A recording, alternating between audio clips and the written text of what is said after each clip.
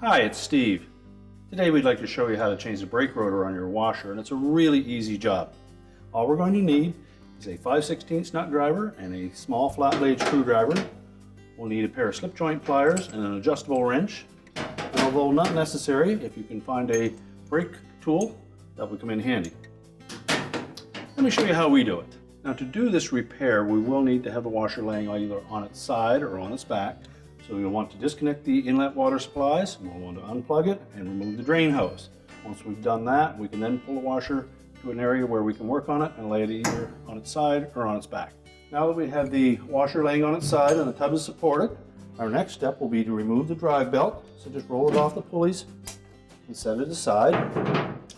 Then next we need to take the drive pulley off the bottom. So we'll start by taking the dust cap off. Just squeeze it and pull it away from the hub of the pulley. Then you'll see a large E-ring. We'll need to pry that off.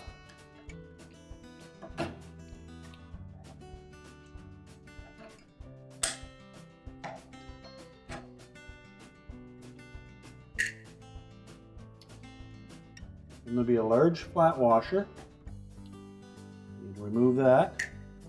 We want to take note of the disassembly process for this pulley because there are a series of washers and bearings in here that we'll need to make sure that we have them in the right order when we put them back. There's also two different styles, so this is a newer version. If you have the previous version of this, there'll be some parts that look a little bit different. So next we're going to just pull the pulley completely off of the shaft. There's a little cam that sits in the middle. That will come with it. Now the newer version has a thrust bearing with a plastic bushing on the top of it. That comes off next. Now our next step will be to remove the brake drum from the bottom, and it's held in place with 6 5/16 hex head screws. And if you're lucky enough to have access to a brake removal tool, that job goes pretty easy.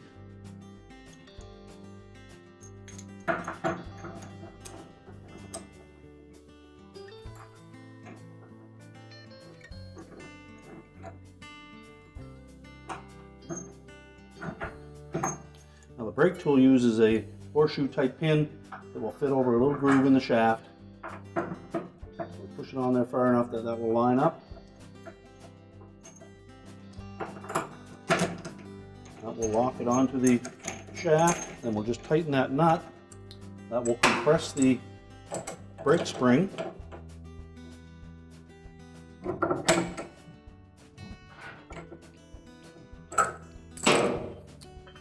And then we can use our 5/16 nut driver to remove the 6 retaining screws.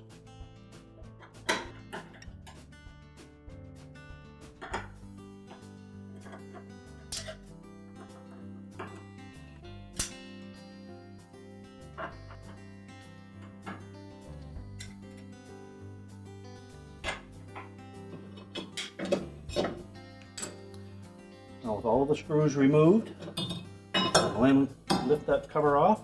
We'll set that aside. And then we'll slowly release the tension on that spring.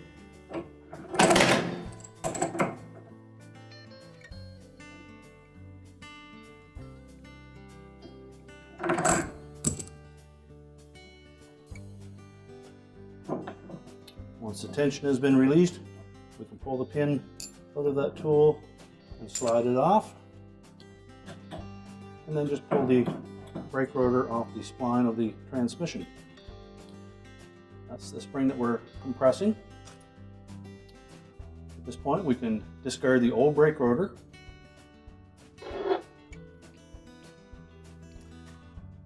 Next we'll want to make sure that we have lots of lubrication on the splines on the bottom of that transmission.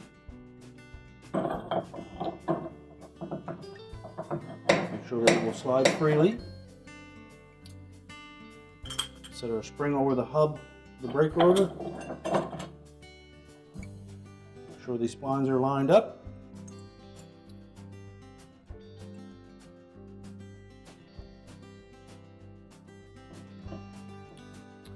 Fit the tool back onto the transmission shaft, and then we can tighten that up.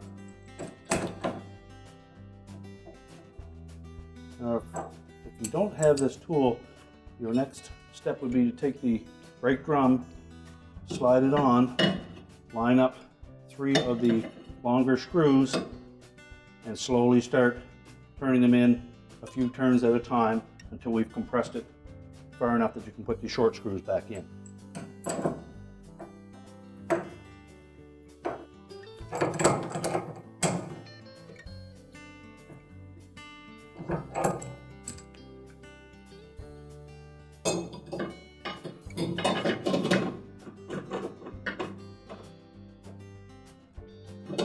Once we've compressed that spring enough, put the retaining screws back in.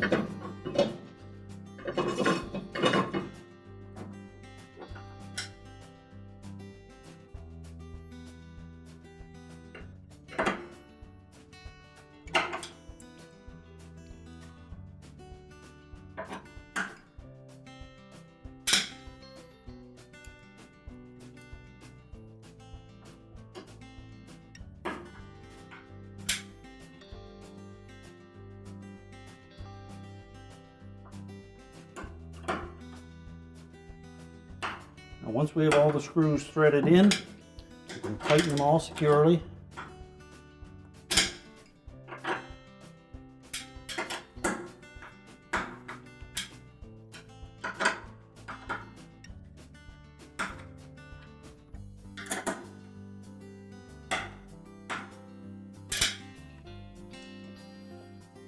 And then we can remove the brake tool.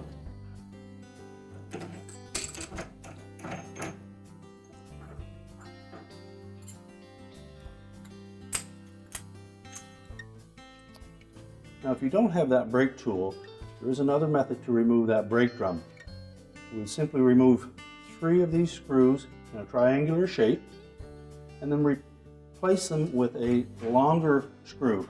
These ones are about 1 inch long, so if you found a screw with the same thread, which is a number 8 screw and 24 threads to the inch, you found one about 2 inches long, put the longer screws in, remove the other 3 short ones, and then slowly remove the 3 longer ones.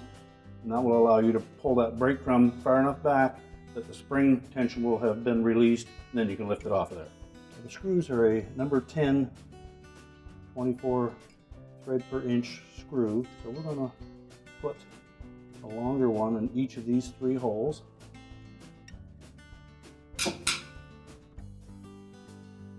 Now with the longer screws in place, we can then take the remainder of the 3 short screws out.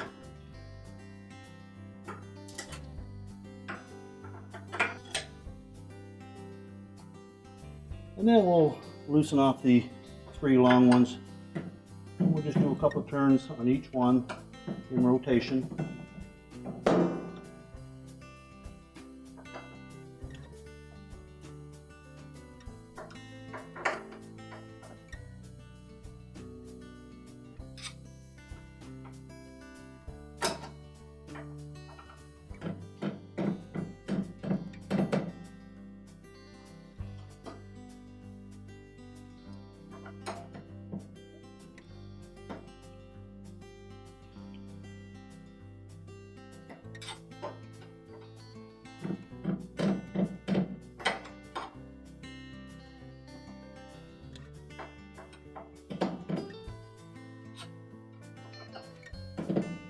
Now that we've removed the short screws, we'll start by releasing these longer ones just a few turns at a time. And what we want to make sure that we keep the brake drum itself up high enough that it will come out through this opening. And sometimes that may mean leaning the washer on the opposite side, because there may be some inconsistencies in the tension of the tub springs.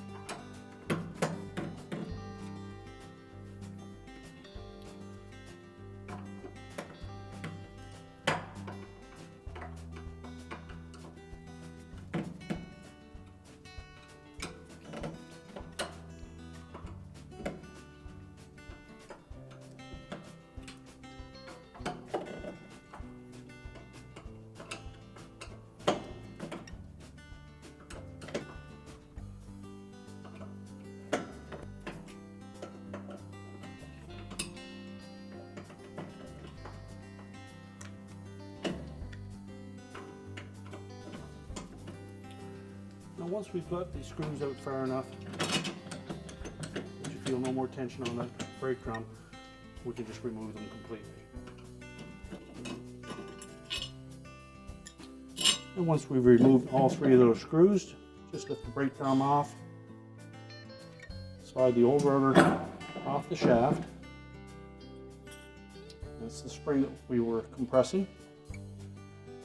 Before we install the new brake rotor, we want to make sure that we have enough lubrication on the splines on that transmission shaft that it will slide freely up and down. And if not, just add a little bit of EP2 grease, just enough to allow free movement. Set the spring over the hub.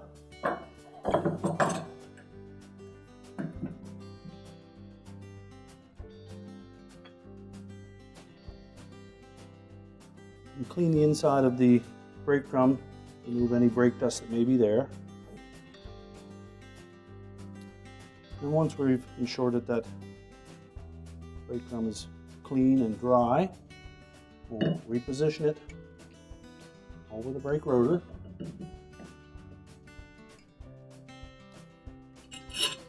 And we'll line up the 3 long screws again.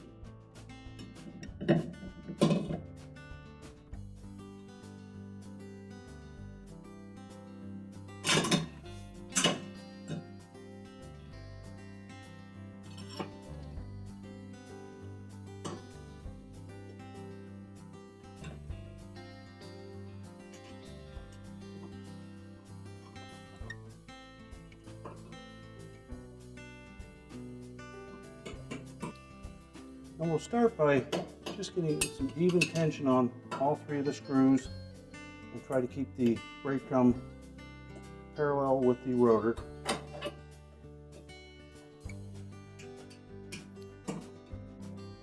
Once we've achieved that, we'll just start turning each of them a couple of turns at a time until we get it compressed.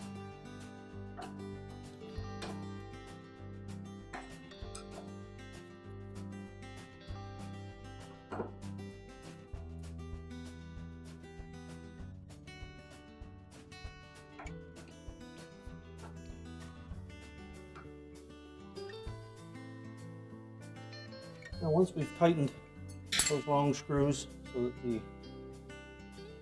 brake drum is fully seated, we'll next put the short screws in the 3 empty spaces.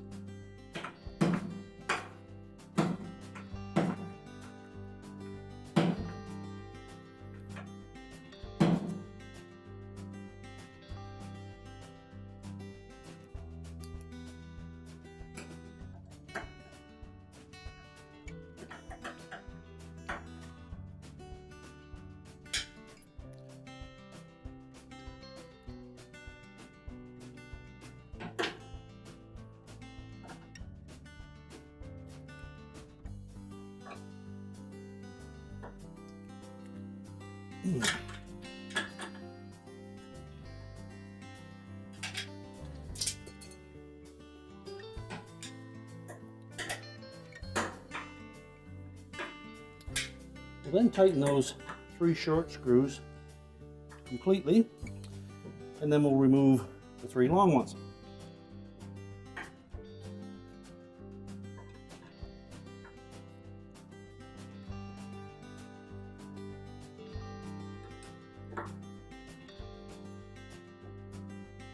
Now with all the long screws removed, we can then put the remaining short ones back in and make sure they're tightened securely.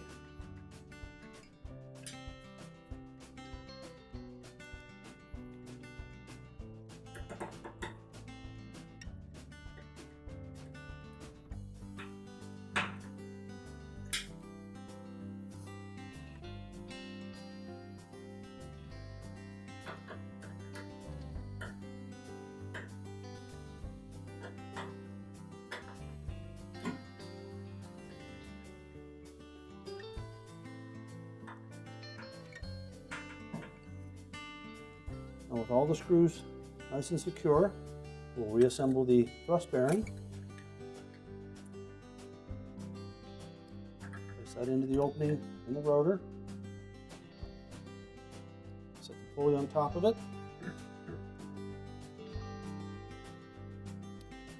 Insert the cam into the pulley, keeping this winged portion between these two stops in the large opening.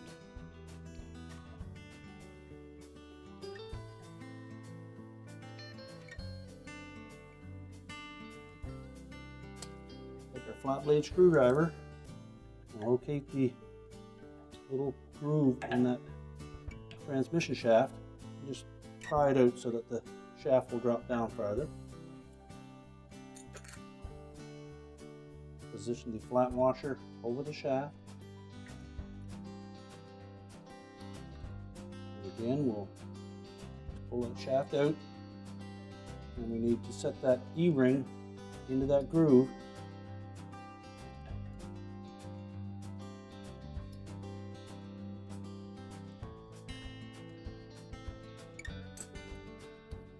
And we'll squeeze it into place with our pliers. And then just carefully press that E-ring onto the shaft. Make sure it's properly engaged in that little groove. Then put our dust cap back on.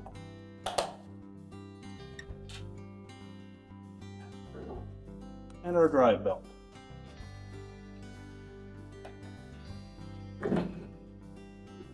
Fit it over both the pump and motor pulleys, and then rotate it onto the large drive pulley. Now that we have the washer back in place, we can reconnect the inlet fill hoses as well as the drain hose. We can plug it in, and our repair is complete.